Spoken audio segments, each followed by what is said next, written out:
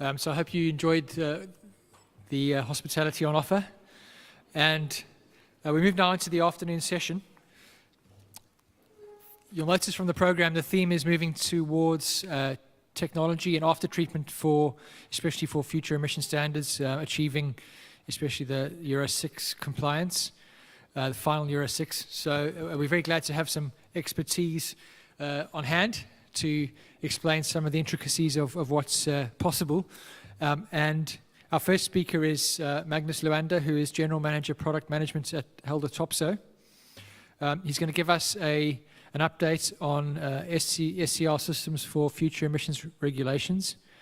Topsoe is very active in R&D, thinking about how systems can be improved to achieve what's required for things like RDE and the challenges facing these systems.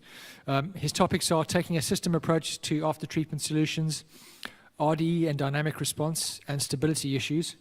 I don't have your bio on hand, Magnus, so if you could give us a quick intro as a start, I'd appreciate that too. Yeah. But always good to have you back, so welcome.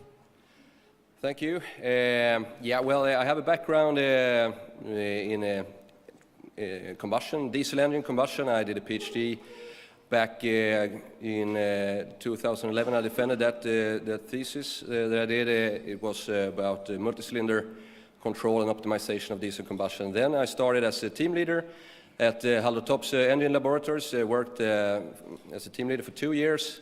Then headed on to a program leader role, where I took responsibility for the validation of new products and customer projects. And now I'm head of product management, and I brought some of my responsibilities with me and extended it somewhat with more customer contact and some sourcing activities. So that was a brief introduction. Actually, I'm going to start by changing the title, because here it says SCR Systems for Future Emission Regulations, and I'm going to change it to, let's see if I can get this to work.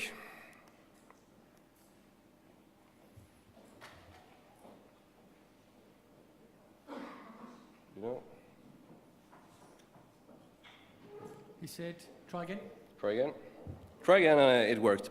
I'm going to change it to SCR Systems for Future After-Treatment Platforms, because I don't think we need a new legislation in order to revise the after-treatment platforms that we use. I can also see that a lot of OEMs are already revisiting their Euro 6 systems, and that will be the title for this presentation from now on. Summary for this presentation, I'm going to talk about vanadium technology and that it's suitable for future after-treatment platforms globally, actually. I'm going to talk a little bit about the cost benefits, talk about some of the benefits regarding, for example, high conversions at low temperature, and then the nitrous oxide formation, which is very low. And it's also an important factor for the future, I think. And also something that we don't talk that much about usually, but I'm going to dig into the fast response during transients also.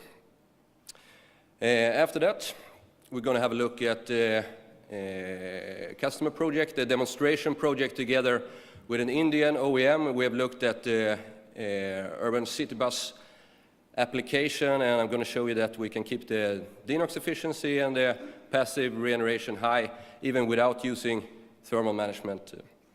And then finally, if we need some regeneration after all, I'm going to show you a concept which was already presented last year, but now in a new context. I'm going to show you a concept how to actively regenerate a filter without compromising the vanadium SCR stability. So let's have a look at what we have today in Europe and the US. We have some pretty good after-treatment systems. We have high efficiency after-treatment systems, and you can, of course, make different categories which you put them in. I've chosen here to divide them into two, one low temperature category and one high temperature. And the low temperature is with regards to maximum temperature, not mean temperature, but the maximum temperature that this system will see. And I've defined it here. maximum temperature is 550 degrees. Looking at the high temperature system, we have an equivalent here. The temperature is around 750 degrees at the maximum. So these low temperature systems, they are usually based around a high NOx engine, and the high NOx engine can be with EGR or without EGR. If you make it without EGR and maybe with a fixed geometry turbo and further simplifications, maybe slightly lower injection pressure requirements and so on, you can have a quite cost-efficient engine to start with. Then you have the vanadium SCR, which is also cost-efficient, and you have less requirements for PGM in the system. So overall, a very cost-efficient system approach, and it relies on low-temperature regeneration, passive and active low-temperature regeneration. Then we have the high-temperature systems, which typically has EGR and lower NOx, and they have a zeolite SCR in the system and relies on high-temperature regeneration, not necessarily for the filter, but for desulfation of the zeolite, if it's a copper zeolite, that is.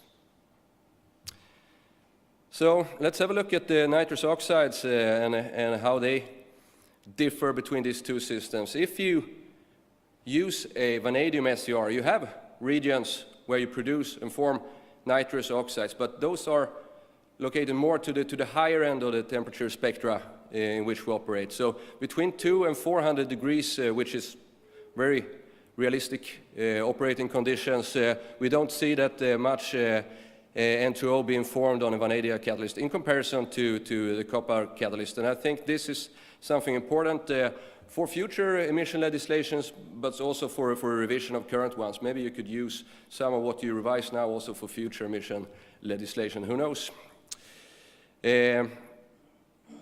Regarding low temperature activity, yeah, well, vanadium has increased the activity, or vanadium technology has been able to move forward regarding low temperature activity over the last 10 years quite dramatically. But we also see an effect where you have the vanadium SCR mounted downstream DOC, which you have in all Euro 6 applications nowadays. You have a very strong effect from fast SCR and the NO2 that you actually get in the gas.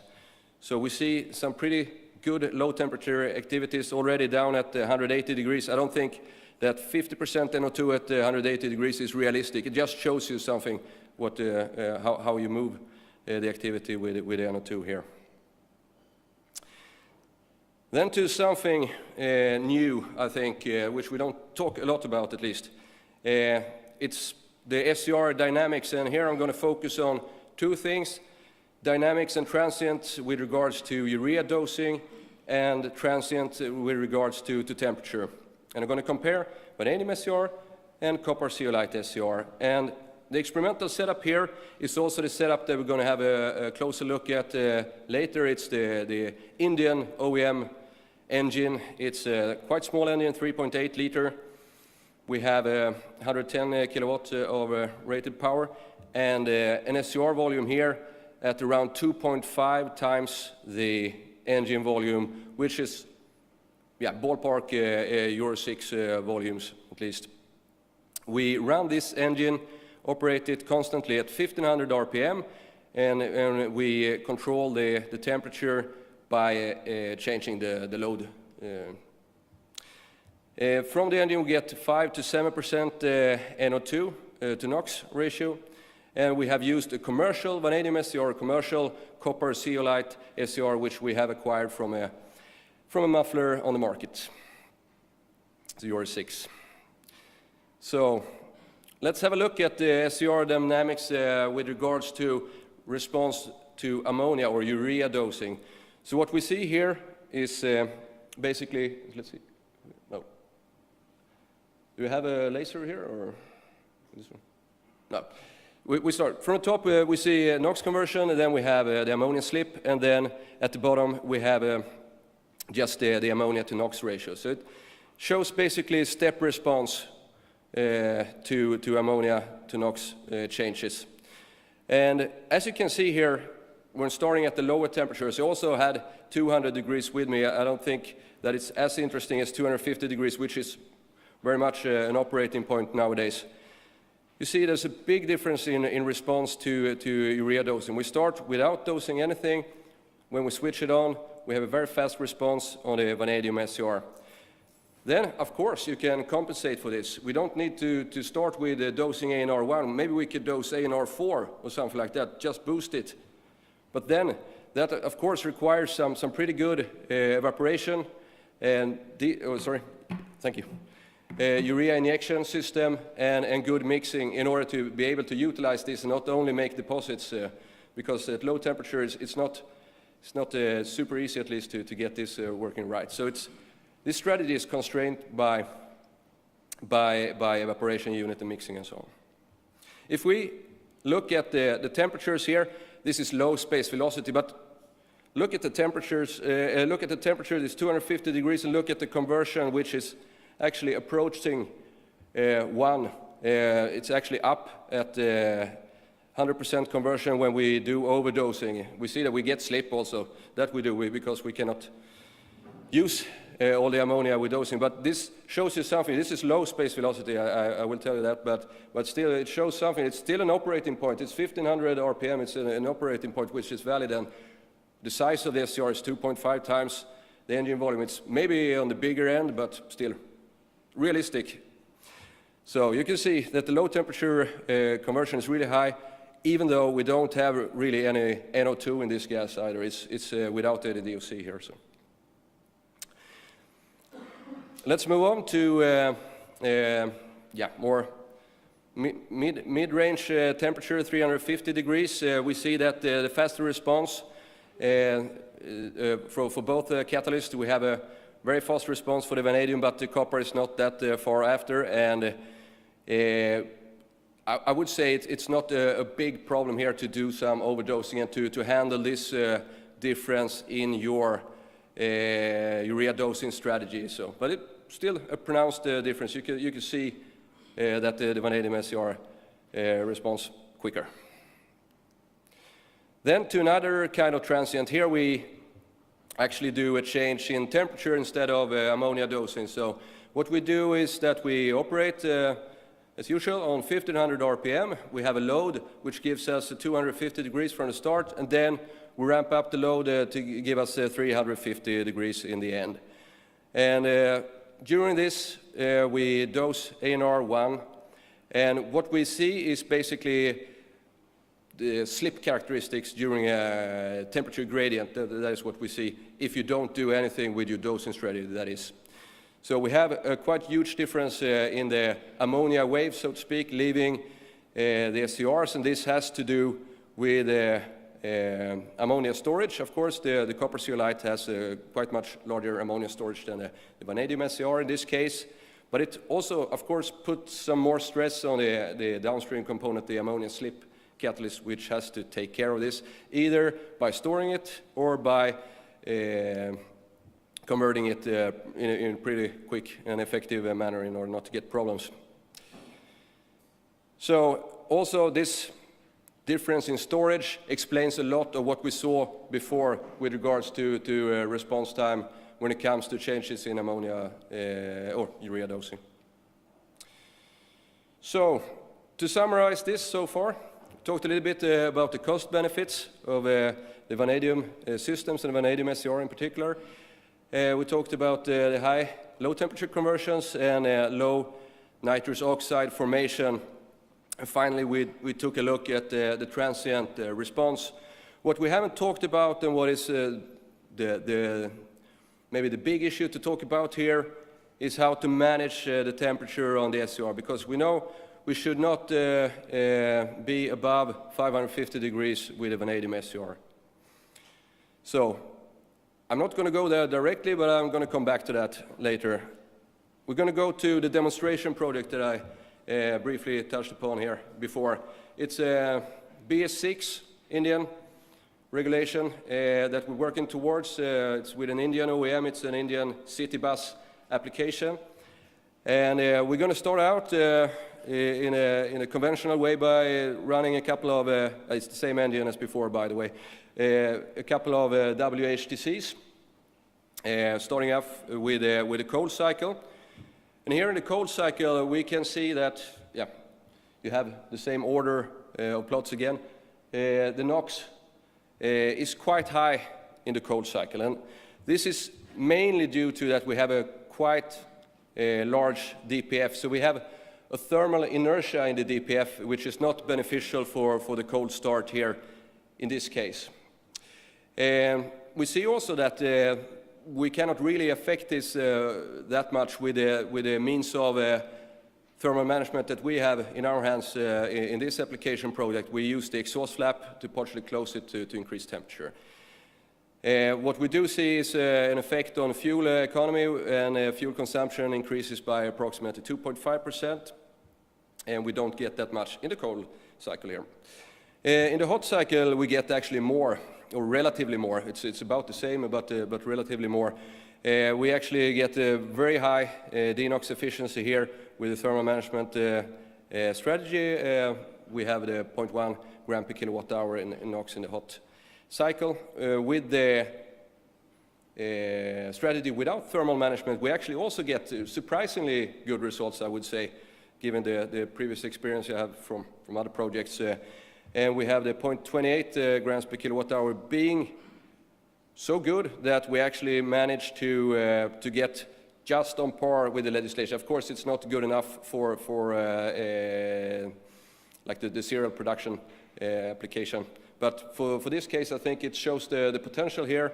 And here, instead of being a thermal inertia that we would like to get rid of, this is a thermal inertia that we like because it keeps the temperature steady and at a good level at all times. And it actually helps us not needing thermal management in this case. So let's dig into the case without thermal management and look at some Indian city bus cycles. So this particular application comes with sort of a driving cycle, which is from a huge city in India. And it is pretty challenging, but I will show you now that with this setup, it is possible to reach some very good results also here without thermal management. So over this roughly 1 hour and 20 minute long Indian city bus cycle, we get specific NOx emissions of 0.16 grams per kilowatt hour. And as you can see, there's a very sensitive part here where we actually are below the dosing limit. So there comes the NOx. But that's just one small part of this cycle where we see that issue. Also here, we benefit somewhat from a high thermal inertia in the filter. When it's warm, it's warm. And then also this bus probably has a slightly smaller engine compared to what we see in Europe normally. And that means that we are running on higher mean effective pressures, giving some better fuel economy, hopefully, and some higher temperatures, definitely. So, but it's pretty impressive results without thermal management, I would say. Now to the DPF regeneration. Let's have the finale in the DPF regeneration regime. And what we showed last year was actually a quite new kind of regeneration strategy. It's the third one in this list here. The high temperature regeneration is considered the baseline. That's continuous dosing of diesel and mainly oxygen-driven regeneration with oxygen reacting with soot. Number two is a low-temperature version of that one. It's the same strategy, just less effective, you could say. But number three is actually something else. And those of you who heard that last year might remember what we did. We actually do NO2-based regeneration where we pulse the temperature up and down. So basically what we do is that we dose diesel on the DOC like you do when you do a normal classic regeneration event. But then after a while, when we reach, let's say, 500 degrees on the DPF outlet, we stop the diesel dosing and we utilize the heat in the system and get some very good conditions for NO2-based regeneration.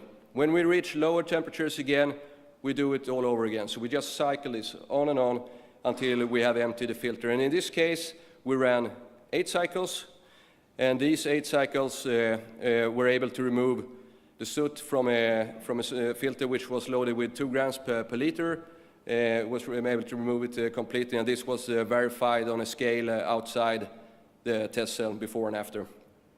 For this event, we used around 350 grams of diesel, and that's about what we used last year also, but with a 3 times larger engine. So in proportion, it's the same. So, okay.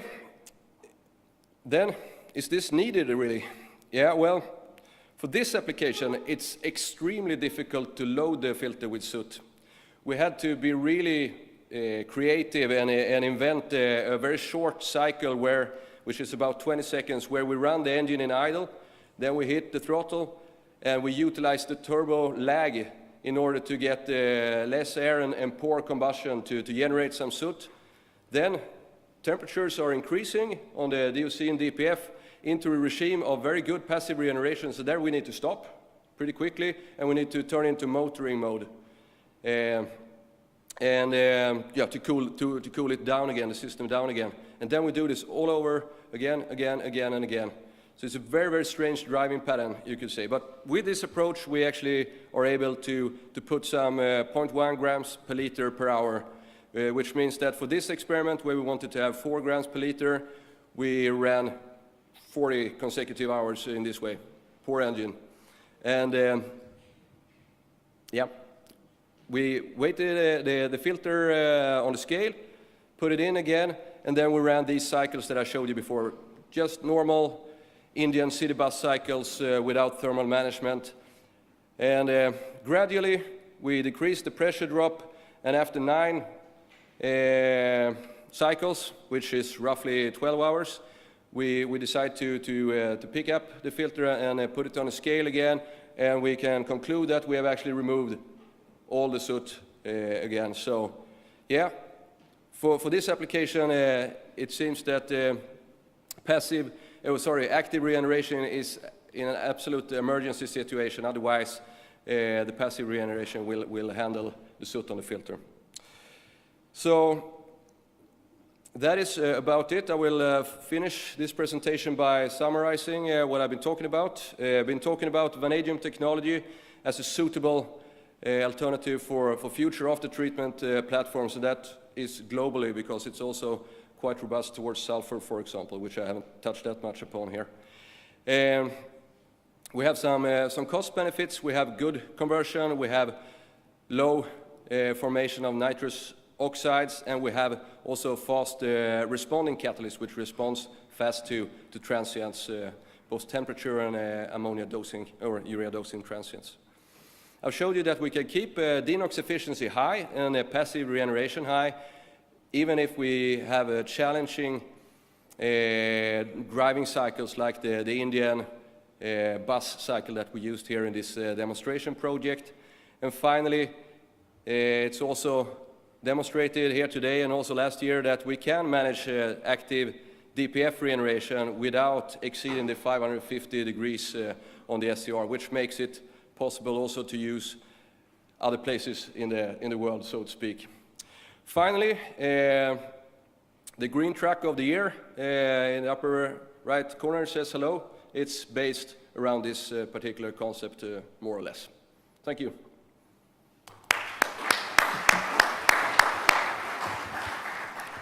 Thank you, Magnus. Let's get some questions for Magnus on this latest research that Haldor Topsoe have done. Uros has got the microphone. Any questions for Magnus? I'll start the questions rolling. The first section of your presentation, when you took us through the fast response for the vanadium SCR, can you explain why vanadium has that performance characteristic? Is it because the loading and unloading is quicker? It's much lower storage capacity. I think that is the main reason behind this. So it doesn't absorb as much ammonia and it's straight to the SCR? Yeah. Okay. The dynamic response is obviously a critical issue as the focus increases on real driving. So I can see the advantage. Is there a disadvantage of that characteristic? The disadvantage would probably be when you have some drops below temperatures where you can dose urea, because then you can be able to keep enough ammonia to have some conversion for a longer time on a copper zeolite or a catalyst with a higher storage capacity. So then the thermal management becomes more of an issue.